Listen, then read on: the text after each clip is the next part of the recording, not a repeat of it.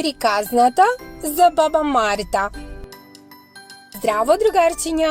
Денес ќе ви раскажам една весела и волшебна приказна за тоа како дошла баба Марта и зошто сите носиме црвено-бели мартинки во март. Некогаш многу одамна, на врвот на една висока планина, живеела една стара жена по име Марта. Луѓето ја викале баба Марта, затоа што секоја година таа доаѓала во месецот март. Но баба Марта имала непредвидливо расположение.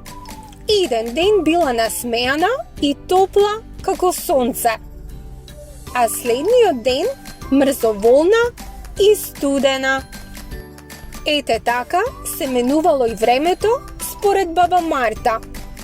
Кога баба Марта ќе се насмевнела, сонцето светело и снегот се топел. Но кога ќе се налутала, ветровите дувале и снегот повторно паѓал. Луѓето знаеле дека баба Марта е многу чувствителна. Ако ја поздравеле со насмевка, и времето ќе било убаво.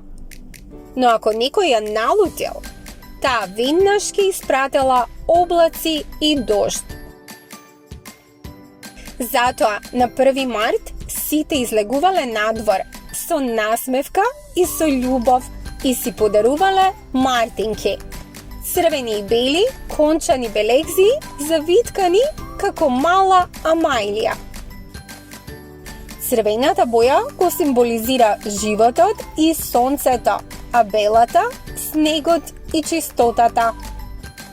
Со мартинките луѓето и покажувале на баба Марта дека ја сакаат и дека со радост ја дочекуваат пролетта.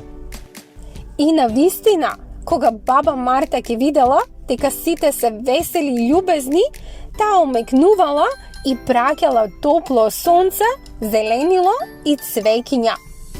Така започнувала пролетта. А сите луѓе си ги тргнувале мартинките и ги врзувале на гранчиња од дрвја, за да дојде уште поголема среќа и берикет. Баба Марта ни покажува дека промените се убави. По студот секогаш доаѓа топлина, по зимата пролет, а по секоја тага насмевка.